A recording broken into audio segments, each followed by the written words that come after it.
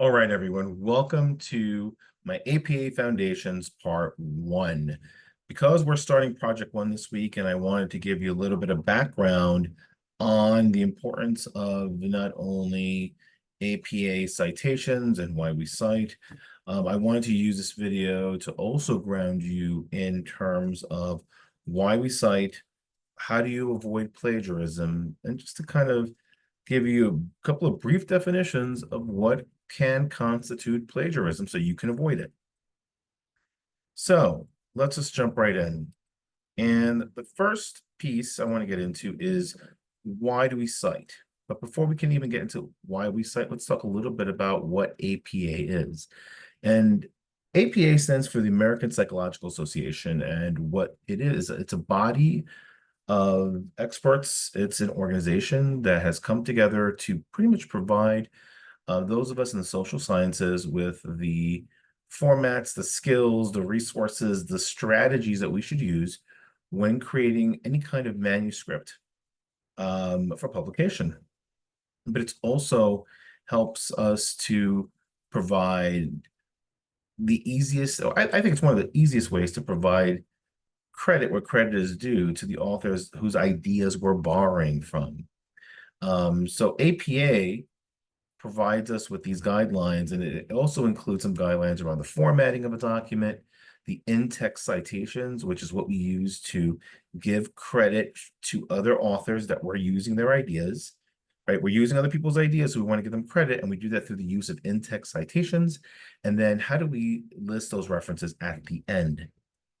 This first part is just going to focus on what is APA and talk a little bit about avoiding plagiarism, and we'll talk a little bit about citations, at least at a high level. Now, the publication that we are going to be referencing, which you do not need to have the book. For this, there's actually a great website that I'm going to recommend at the end of this module so that you can see more information about APA, but they have all these guidelines published in what we call the 7th edition of the Publication Manual of the American Psychological Association, or APA. And this, I would say, manual does a really good job of providing us with guidelines around how we cite and cite our references. That could be documents, chapters, articles, videos, and so forth. When we use the ideas of others, we should cite them to avoid plagiarism, which leads us into why we even cite. Why should we give credit to other people, besides the fact that it's the right thing to do?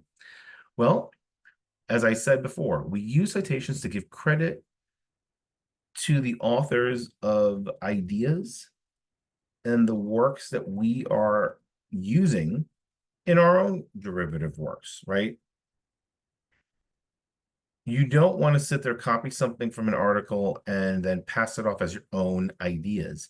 These ideas come from other people, and it's important for us to give citations so that we give credit to those authors whose ideas we are borrowing and using in our work, especially from an academic perspective, which is why we want to make sure that by citing the work, we are not passing ideas as our own, especially those that came from other people, because that would constitute plagiarism. So how do you avoid plagiarism? The easiest way to do it, and some people will just say, oh, just paraphrase, put it in your own words, and it's fine. From an academic perspective, that's not the case. We have to cite and give proper credit where credit is due. And we do this there's a variety of different methodologies out there. There's Chicago style, MLA, but we're going to be focusing on APA 7th edition formatting. And again, one website that I strongly recommend that you review, because it's helped me even when I write and publish my articles and my book chapters, I use the Purdue OWL, which you can see here at the bottom of the screen. The website itself is owl.purdue.edu. owl.purdue.edu. You go there and you'll see many great resources on 7th edition APA style formatting and citation guides. Now, again, when it comes to understanding plagiarism, If you copy a quote from another work and you put it in your paper without properly giving credit to that person through a citation, that could be considered plagiarism. Again, even if you're paraphrasing those ideas that you've read into your own words and not give credit for them through citation, that could be considered plagiarism. When you use facts, statistics, or other illustrative materials taken from a source without acknowledging the creator, the author of that source, you could be committing plagiarism. And last but not least, even if you go to the internet and copy and paste ideas from other people without giving proper citation, you are engaging in plagiarism. So the easiest way, as I said before, the easiest way to avoid plagiarism is to cite your resources. And what's important about this is that you want to cite all your resources, regardless of whether it is a published work, a digital work. If you use a direct quote, you must cite the source and the page number, which we'll get into when we get into the rules in the next video on how to cite. And if you paraphrase, aka rewrite someone else's ideas in your words, you still must cite that source. And my rule of thumb is when in doubt and you're not sure, cite and cite again.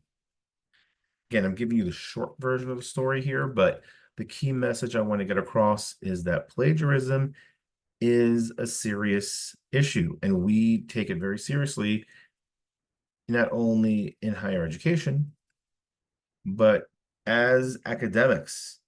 It's important for us to make sure that we are properly giving credit where credit is due. And APA citation formatting is going to help us to do it, which you're going to learn about in the next video. See you then.